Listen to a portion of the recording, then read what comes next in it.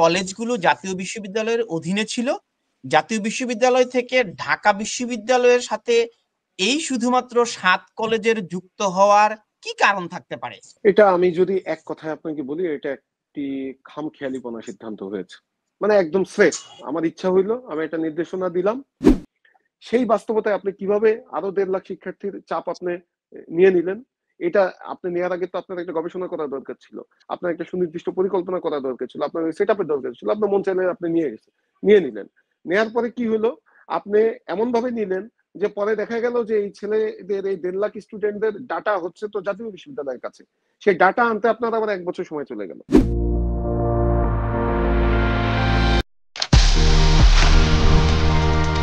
IPCO, one of the most famous household brands,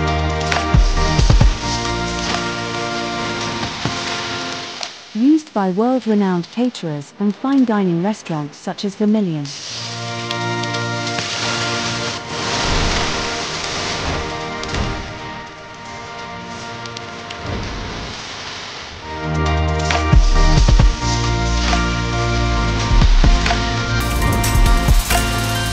IPCO brand selects only the best products for our customers. আমি একটু নূরে আলম পিন্টু আপনার কাছে ফিরতে চাই। আপনি শিক্ষা গবেষণা এই বিটে দীর্ঘদিন সাংবাদিকতা করছেন, আপনি বিশেষ প্রতিনিধি ইন্ডিপেন্ডেন্ট টেলিভিশন।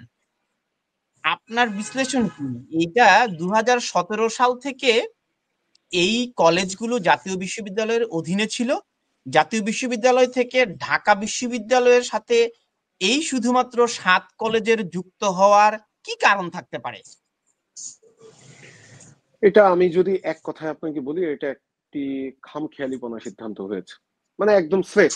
আমার ইচ্ছা হইলো, আমি একটা নির্দেশনা দিলাম, তারপরে আমার তৎকালীন যে 2 উপাচার্য ছিলেন 2 বিশ্ববিদ্যালয়ের, ঢাকা বিশ্ববিদ্যালয়ের উপাচার্য এবং জাতীয় বিশ্ববিদ্যালয়ের উপাচার্য, তাদের ভেতরে দীর্ঘদিন ধরে একটা ইন্টার ক্লাস চলছিল। সেই 2009 সাল থেকে তারা প্রত্যেকে ঢাকা বিশ্ববিদ্যালয়ের উপাচার্য হওয়ার জন্য প্রার্থী ছিল। আরিফিন সিদ্দিক স্যার হতে পেরেছে, হারুন স্যার হতে পারেনি। হারুন স্যার তখন প্রভিসি ছিল। তখন থেকে তাদের ভেতরে এক ধরনের আপনার হচ্ছে দ্বন্দ্ব চলছিল। এরপরে 2014 সালের পরে সেটা হচ্ছে আপনার যখন সেকেন্ড মেয়াদে আবার আরিফিন স্যার দায়িত্ব পেল ঢাকা বিশ্ববিদ্যালয়ে, তখন আবার হারুন স্যারকে পাঠানো হলো জাতীয় বিশ্ববিদ্যালয়ে। যাই হোক, তো ওই যে তাদের ভেতরে যে দ্বন্দ্ব, আর তৎকালীন যিনি প্রধানমন্ত্রী ছিলেন তিনি একদিন জাতীয় বিশ্ববিদ্যালয়ে যে বললেন যে এই কলেজগুলোকে বিশ্ববিদ্যালয়ের আওতায় নিয়ে আসতে হবে। এই শুধুমাত্র কিন্তু শুধু ঢাকা বিশ্ববিদ্যালয়ের আওতায় যে 7টি কলেজ নিয়ে এসেছে তা না, এই আপনার এই আগস্ট মাসের আগে, আমি এক্সাক্ট মাসটা মনে নেই, মার্চে অথবা মার্চের দিকেই চট্টগ্রাম রাজশাহীরও অনেকগুলো কলেজকে আপনার চট্টগ্রাম বিশ্ববিদ্যালয় এবং রাজশাহী বিশ্ববিদ্যালয়ের অধিভুক্ত করা হয়েছিল, কিন্তু সেটি আর পরবর্তীতে আর বাস্তবায়ন হয়নি, কারণ 5 আগস্ট ছাত্র জনতার গণ অভ্যুত্থানে আওয়ামী লীগ সরকারের পতন হয়েছে, পরে আর এটা বাস্তবায়ন হয়নি। এখন তখন যে তারা সিদ্ধান্তটি নিয়েছে, আপনি এই ধরনের একটা সিদ্ধান্ত নিচ্ছেন ঢাকা বিশ্ববিদ্যালয়ে, যেখানে 37,000 শিক্ষার্থী, তাদেরকে হলে আপনারা থাকতে দিতে পারেন না। ঢাকা বিশ্ববিদ্যালয়ের যে হাউস টিউটর বলতে একটা পদ আছে, তারা জীবনে ওই হাউস টিউটরদের কোনো শিক্ষার্থী চোখে দেখছে বলে মনে হয় না। ঢাকা বিশ্ববিদ্যালয়ে একটা 2 জনের থাকার রুমে সেখানে 6 জন থাকে। এই বাস্তবতায় ঢাকা বিশ্ববিদ্যালয়ের রেজিস্টার বিল্ডিং এ একটা সার্টিফিকেট তুলতে দিনের পর দিন ঘুরতে হয়।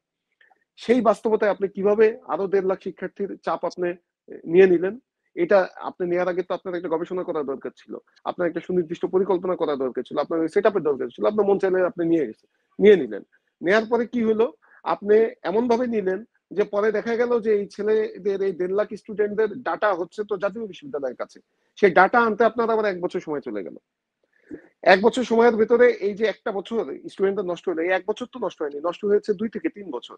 আমরা দেখেছি যে এই সেশন জট নিরসনের দাবিতে তিতুমির কলেজে সিদ্দিক নামে একজন শিক্ষার্থী চোখ হারিয়েছে। এটা দায় কার? এই শিক্ষার্থীরা কি বলেছিল যে আমরা ঢাকা বিশ্ববিদ্যালয়ে অধিভুক্ত হতে চাই, বা ঢাকা বিশ্ববিদ্যালয়ের শিক্ষার্থীরা বলেছিল যে তাদেরকে অধিভুক্ত করে নিয়ে আসেন? আপনারা একটা সিদ্ধান্ত চাপাইয়া দিচ্ছেন। এখন সেই দায় আইসা এখন আপনার হচ্ছে 2024 সালে এই একটা হযবরল অবস্থার মধ্যে দিয়ে পড়লো। এরপরে কি হলো, আপনারা 2017 আপনি যেদিন এই সিদ্ধান্তটা হয়েছে আমার স্পষ্ট মনে আছে, তারপরের দিনই ঢাকা বিশ্ববিদ্যালয়ের শিক্ষার্থীরা আন্দোলনে নেমে গিয়েছিল, এবং সেই আন্দোলনকে ব্যাপকভাবে দমানো হয়েছিল। সেই প্রসঙ্গে আর নাই গেলাম। সেখানে নানাভাবে ওই আন্দোলনকারী শিক্ষার্থীদেরকে মারধর করা হয়েছে। মারধর করার পর সেগুলো প্রত্যেকটি পত্রিকায় লিড নিউজ হয়েছে।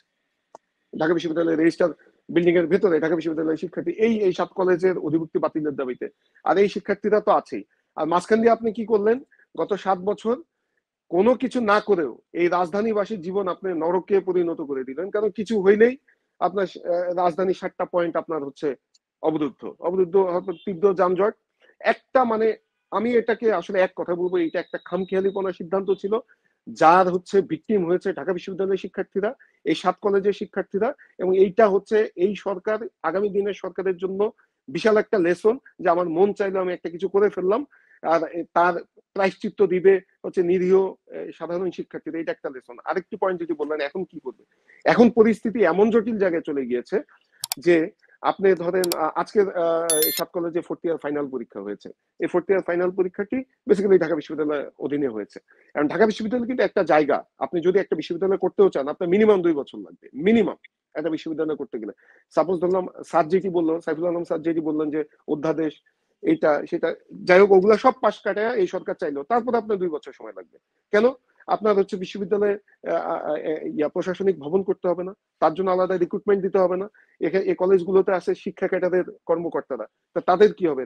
এখানে শিক্ষক কারা নিয়োগ দিবে? শিক্ষক কাদেরকে দিবেন? সেখানে কর্মচারী নিয়োগ দিতে হবে, ভিসি নিয়োগ দিতে হবে, প্রভিসি নিয়োগ দিতে হবে, আপনার বিশ্ববিদ্যালয়